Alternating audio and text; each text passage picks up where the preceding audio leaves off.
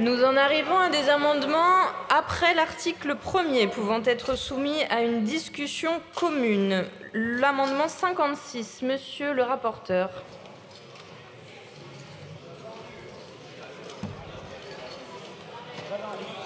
Monsieur Clouet. La présidente. D'abord, évidemment, on peut se réjouir d'un vote historique de notre Assemblée nationale qui reconnaît ce soir que l'égal accès aux soins est une mission de la nation et donc, par réciproque, que la citoyenneté est fondée sur le fait d'être soigné. Dès lors que nous sommes convaincus majoritairement ici ce soir que la main invisible de l'installation ne suffit pas pour garantir la santé publique, mais qu'au contraire, il convient d'adopter une politique de régulation telle qu'elle a été présentée, se pose la question de l'organisation concrète de cette régulation. Il y a une insatisfaction générale, partagée partout entre députés, mais aussi chez les professionnels de santé, quant au zonage existant, c'est-à-dire la manière dont aujourd'hui on compte, on mesure, on compare les territoires les uns avec les autres.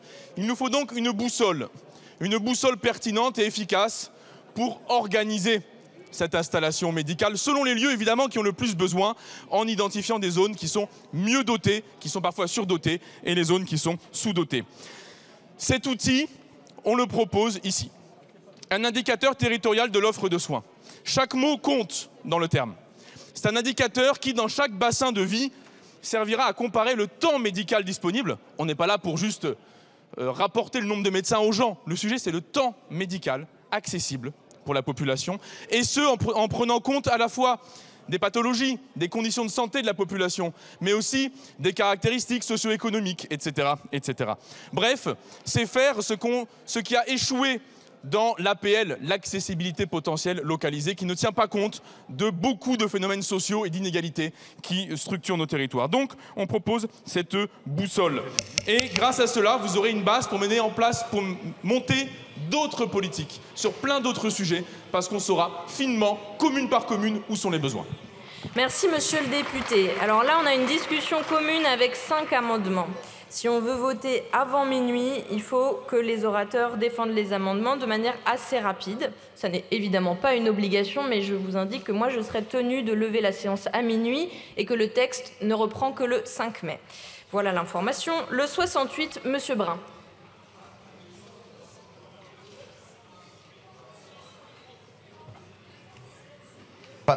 Merci Madame la Présidente. Mes chers collègues, je le défends très rapidement parce que la présence médicale, on l'a bien compris, elle ne se pose pas avec la même acuité, la même difficulté, la même densité selon les territoires. Et voilà pourquoi nous proposons de la mesurer avec un indicateur territorial de l'offre de soins qui prend mieux en considération les disparités. Par exemple, le nombre de médecins pour un équivalent 100 000 habitants. La distance, l'éloignement de l'habitant du premier CHU. Dans ma circonscription, on habite à 2 heures du premier CHU. La pyramide des âges des professionnels de santé. Le taux de remplissage des terrains de stage pour les internes. Dans ma circonscription, à peine 38% des terrains de stage pour les internes sont pourvus, alors qu'à Lyon, 100% le sont. Et donc, sur l'ensemble de ces critères, des critères concrets, avec pour objectif de mesurer précisément la densité de l'offre de soins et les chances de soins et donc les chances de survie qui sont bien différentes que vous viviez à Aubenas ou dans le 3e arrondissement de Lyon. Merci. Merci, monsieur le député. Le 84, monsieur Masseglia. Merci, Madame la Présidente, Monsieur le Ministre, Monsieur le rapporteur. La représentation nationale vient, dans l'article 1, de mettre en place une règle pour l'installation des médecins. Aujourd'hui, il y a un zonage qui existe, qui est, à mon avis, l'exemple même de ce que peut faire notre administration, mais le pire. C'est un zonage construit par l'ARS, suivant un critère APL qui finit des ZAC et des IP. Je ne suis même pas sûr que mon collègue Cédric Villani-Médaille-Fil puisse comprendre mathématiquement la manière dont cet indicateur est construit.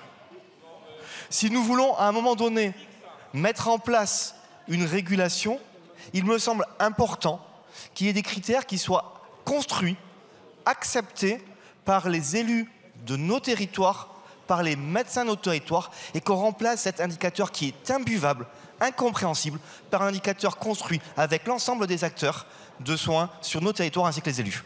Merci, monsieur le député. Le sous-amendement 133, monsieur le ministre.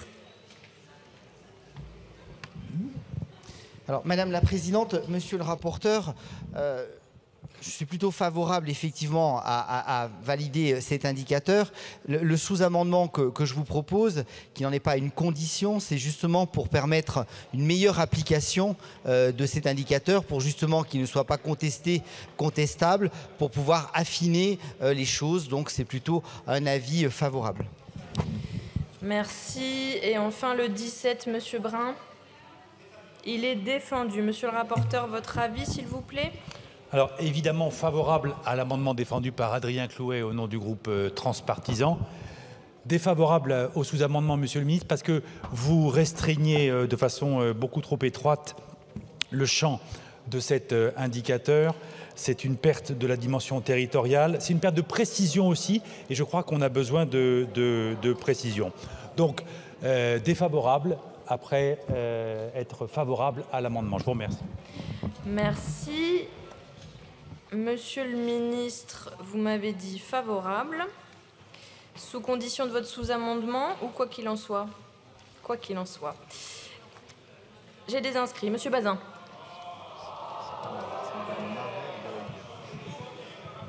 Oui, merci Madame la Présidente, Monsieur le ministre, Monsieur le rapporteur, mes chers collègues. L'articulation entre l'article 1 qui a été rétabli et cet article additionnel, est-ce que l'article 1 a vocation à être modifié pour se baser sur ce nouvel indicateur, ou est-ce qu'on reste sur le zonage tel qu'il existait? C'est quand même un élément qui est à prendre en compte. Le deuxième élément, tout à l'heure vous nous avez dit c'est difficile de prendre en compte la diminution du temps d'activité. Or là, vous évoquez dans cet indicateur le temps disponible par patient. Donc en fait, on voit bien qu'il y a quand même une notion de temps. Comment vous allez faire? Après, vous avez dit les ordres n'ont pas les données. Les ARS non plus d'ailleurs. Ceux qui les ont, c'est les CPAM en grande partie et avec les professionnels. Vous dites que vous l'articulez avec les CPTS. Comment ça se passe dans les territoires où il n'y a pas encore de CPTS? Voilà un certain nombre de questions que je vous pose sur l'indicateur. Mais je souhaite qu'on améliore les indicateurs et je suis plutôt favorable à l'idée qu'on ait un indicateur qui prenne davantage en compte les réalités du terrain. Merci, Madame Marebeuil. Oui, merci Madame la Présidente. Monsieur le ministre, Monsieur le rapporteur.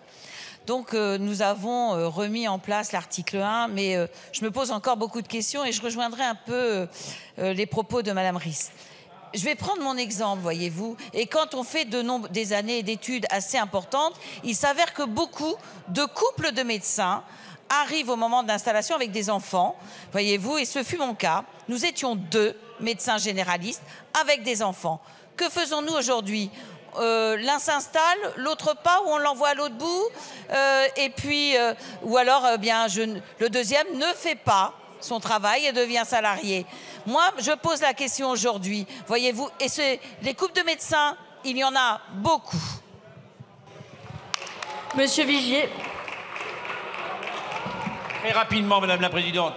Je dis à Thibault Bazin, dont je connais l'art de la précision, entre pas d'indicateurs ou des indicateurs qui ne fonctionnent pas car ils sont établis par les DRES à l'heure actuelle.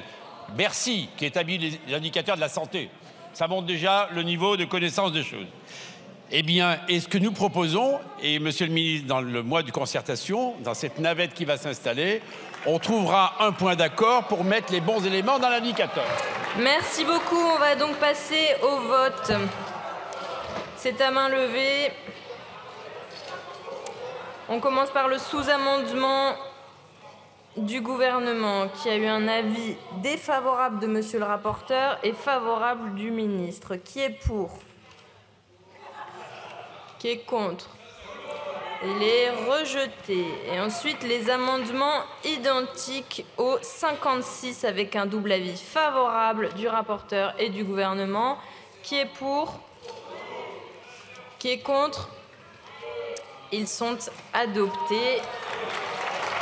Prochaine séance demain à 9h. 5 propositions de loi dans le cadre de la journée réservée du groupe Horizon et apparentés. La séance est levée.